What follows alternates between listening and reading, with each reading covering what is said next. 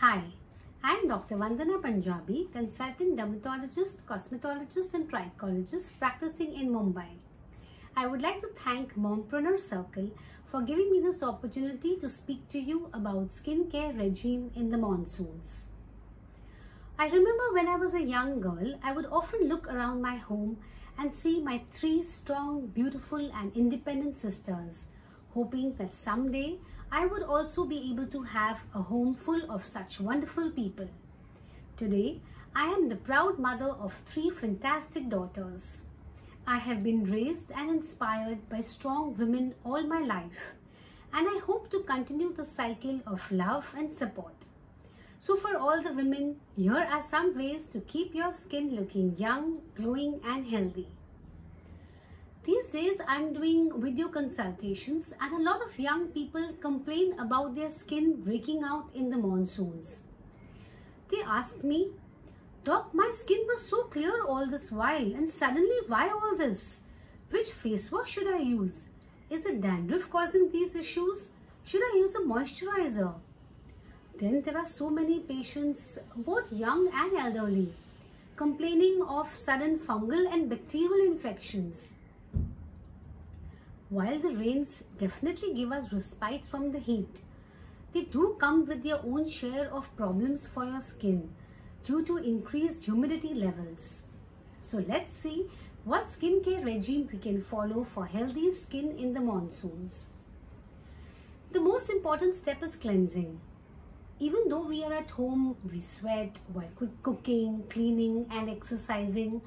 And using a cleanser for oily skin is good to prevent accumulation of dust and oil and prevent clogging of pores. If you have acne, it's better to use anti-acne face washes containing glycolic acid, salicylic acid or benzoyl peroxide. Wash your face at least thrice daily, apply the face wash and keep it for 30 seconds, then rinse with water. After cleansing, a toner can be used on a damp cotton wool. This helps to balance the pH level of the skin, but make sure it's alcohol free. Always blot dry with a tissue after toning. The next step is sun protection. I keep hearing this. Why do I need a sunblock in the rainy season? I'm at home most of the time now, more so due to the lockdown. Can my skin breathe through a sunblock?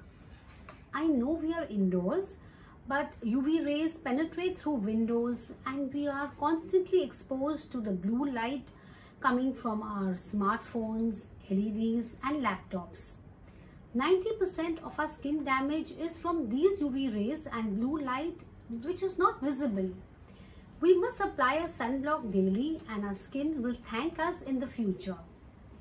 Opt for non-greasy, matte finish, lightweight, oil-free sunscreens. As far as our skin needing to breathe, it can very well breathe through the sunblock. So go ahead and use it in the daytime. At night, after cleansing and toning our skin, we should use a lightweight serum or oil-free moisturizer containing vitamin C, retinol, hyaluronic acid, peptides, etc. This helps to repair and rejuvenate the skin. Try applying it 30 minutes before going to bed so that it gets absorbed completely into your skin and not into the pillow.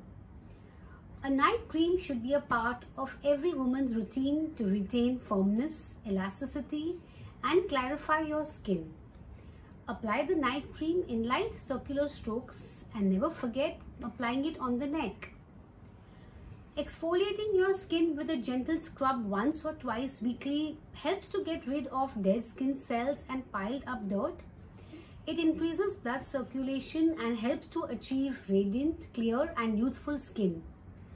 It helps not only to get rid of blackheads and whiteheads but also smoothens skin texture. But a word of caution, people with sensitive skin or skin allergies should avoid exfoliation. In my 20 years of practice, I have seen that very often dandruff is the cause of eruptions on the face, chest and back in the monsoons. Using an anti-dandruff shampoo definitely helps. If the OTC ones don't help, you can switch to medicated ones 2 to 3 times weekly. And what about the bacterial and the fungal infections on the rise this season, as that can get very distressing? Using an antifungal soap on body for shower, keeping warm areas such as underarms, groin and feet dry, using antifungal powder in these areas, bathing immediately after sweating, and wearing loose and cotton clothes are some of the ways you can prevent these infections. And last but not the least, I would like to say that although a good skincare routine is important for fresh and healthy skin, we also have to make lifestyle changes such as adopting healthy dietary habits, good sleep hygiene, exercising daily, meditation for not only healthy skin but also for healthy mind and body, especially during this pandemic.